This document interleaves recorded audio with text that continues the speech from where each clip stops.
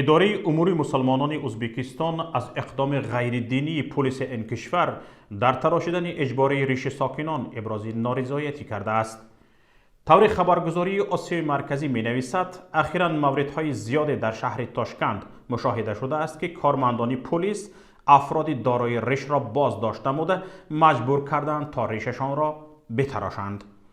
در پی این اقدام ها اداره امور مسلمانان ازبکستان نارضایتی خود را اعلام داشته است.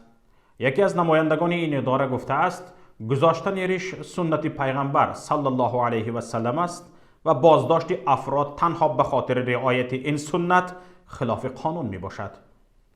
اما در تاجیکستان همسایه ازبکستان هم که سالهای آخر مبارزه با افراطگرایی را شدت بخشیده است، نظارت ریش مردان و حجاب زنان جاری شده است. ساکنان در تاجیکستان از این کار مقامات همچون دخالت به امور خصوصی شهروندان انتقاد میکنند،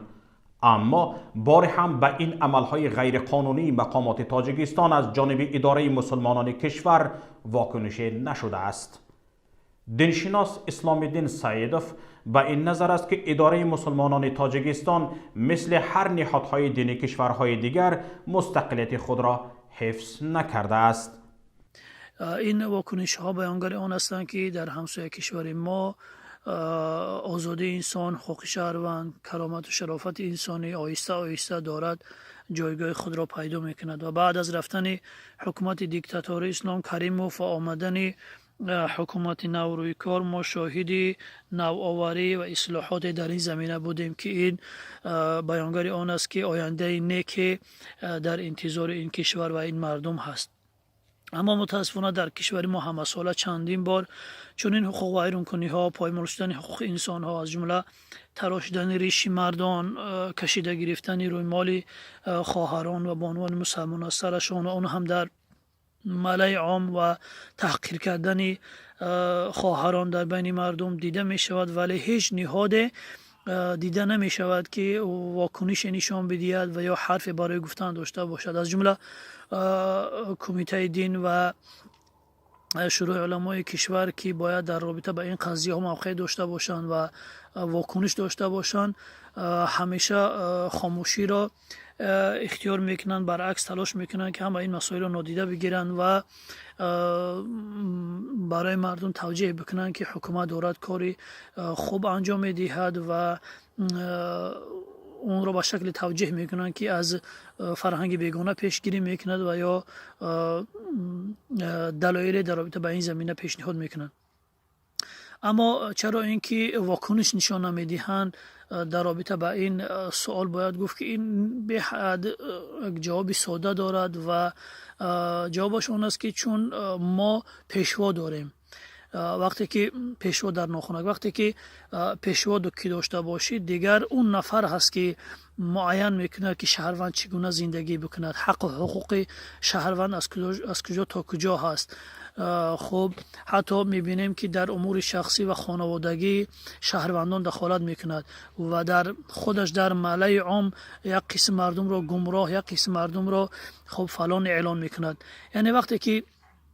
در جامعه پیشوا هست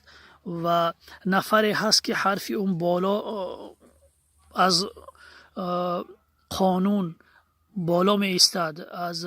ارزش انسان، از حقوق انسان، از آزادی انسان، از کرامت و شرافت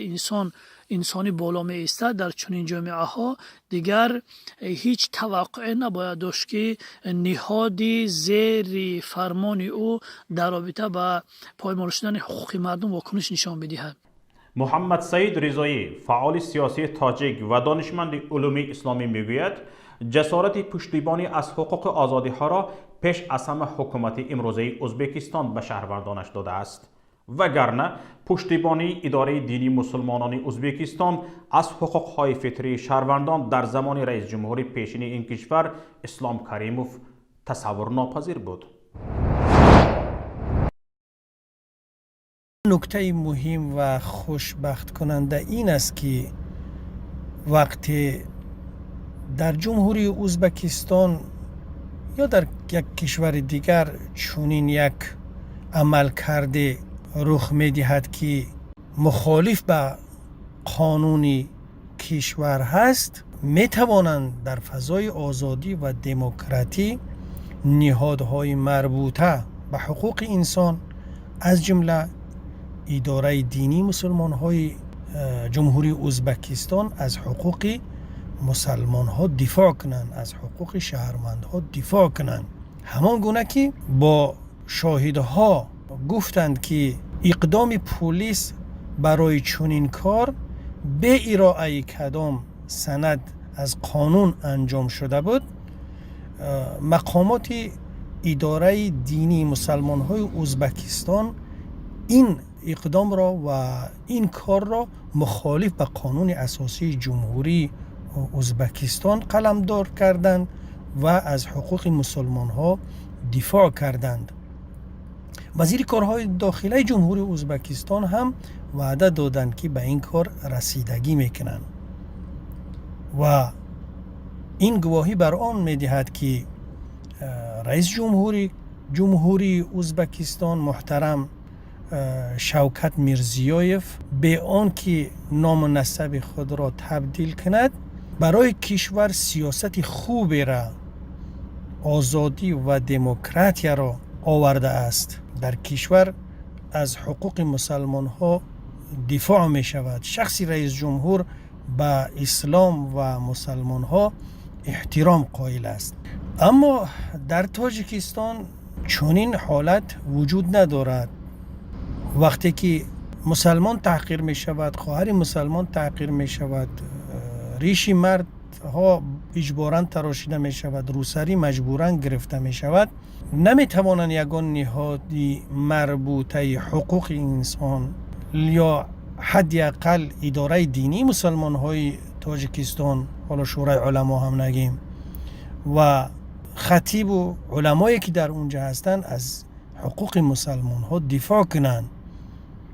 در کشور تاجیکستان، در جمهوری تاجیکستان هم که تا به حال این کار انجام داده می شود، کدام سند حقوقی برای منع ریش یا اینکه منع روسری در قانون اساسی کشور نشان داده نشده است. ولی حقوق آزادی و دموکراسی در کشور وجود ندارد. از این لحاظ هر مقامات و هر نهاد با خواسته خود بالای مردم مخصوصا مسلمان ها سیاست و حکم خود را میبرند که ریشه دینزدایی و بدبینی و مظاهر اسلامی دارد. دانسته می شود برخوردهای حکومت ها با مردم و تأمین حقوق آزادی های انسان پیش از همه وابسته به اراده شخص اولی یک کشور بوده است. اگر رهبر یک کشور این اراده را داشته باشد که حقوق آزادی های مردم کشورش تامین باشد و شهروندان در فضای آزادی و کامل حقوقی به سر برند،